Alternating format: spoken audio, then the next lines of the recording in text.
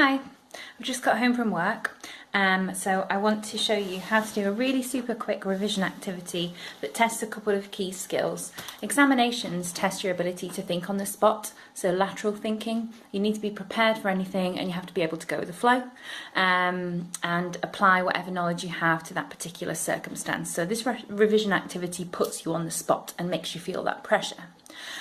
Also, revision is a process, so it's not about here are 10 quotes, I'm going to learn them.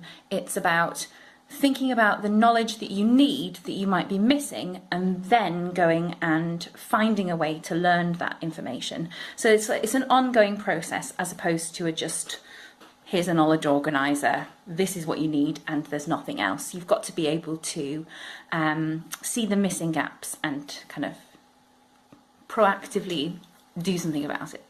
So, super quick activity. Write down, I don't know, the title of a book, the name of the author. I'm just going to put down Frankenstein because that's the book that I teach. Okay, so big writing across the page, probably with a pen, you know, that works would be handy. So I'm going to write down Frankenstein in big capital letters, and I'm also going to take my face off the screen now because you do not need to see that. I've written down the side of the page the initials Frankenstein. This is the name of the book. I could equally do this with like the author, Mary Shelley. I could write down the side of the book, I don't know, the genre, Gothic. I could write down the side of my page, sorry, I keep saying book. I could write down the side of my page, Jekyll, and then I could do Hyde after I finish my cup of tea. It's up to me, but essentially I'm just using this as a prompt to force me to think. So first of all, I'm just going to write down a word or phrase that I associate with the novel that begins with each of these letters. So for example, with F, I could write about fairness or a sense of justice. For R, I could write down responsibility. I could equally write down for Frankenstein romanticism, but oh dear, you can tell I'm tired. What am I going to go for next? So A, I think I'm going to go for ambition, which is a key attribute in Frankenstein's characterization. For N, I'm going to go down for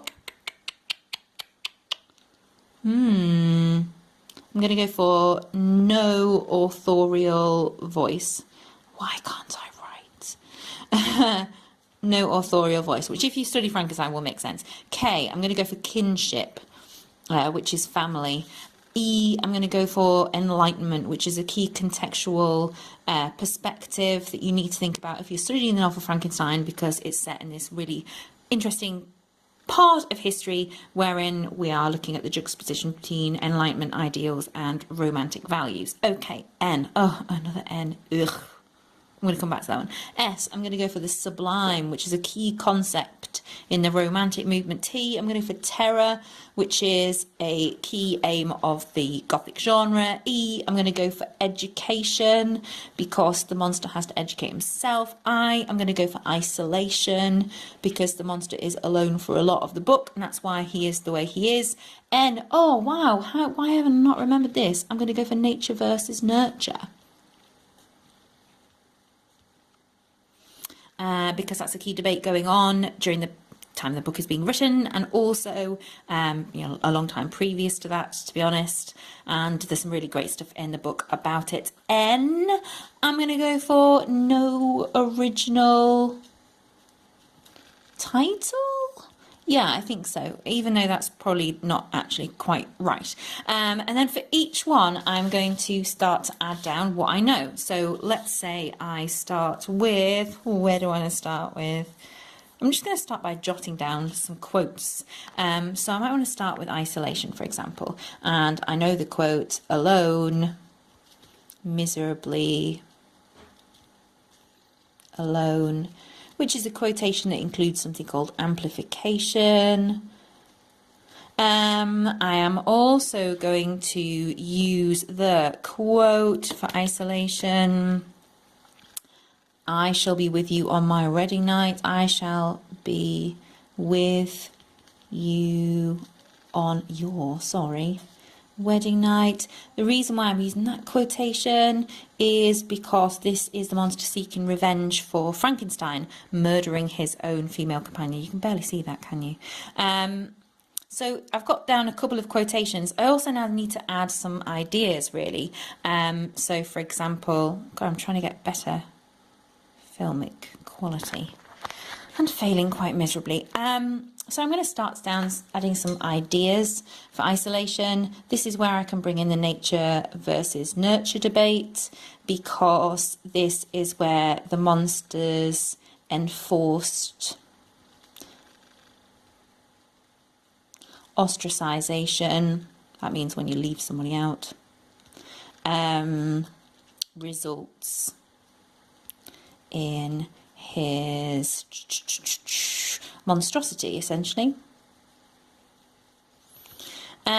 So I've put down an idea, or I've got a couple of quotes. Do you know what? This might have actually thrown up to me that I need to look up something, or I need to look up a quote. So let's say I've only got two. Well, that's not really good enough for isolation. Maybe I need to add a little note to myself where I'm now going to revise quotes on the importance of friendship or family, and then that will be very useful to me, because then I can further my argument in suggesting that isolation is damaging. So this is going to be something that I can then do. I can put a little tick box next to it to suggest that that's my kind of next step. Okay, let's take another one before I leave you to get on with it, as I'm sure you can see this video is really poor quality.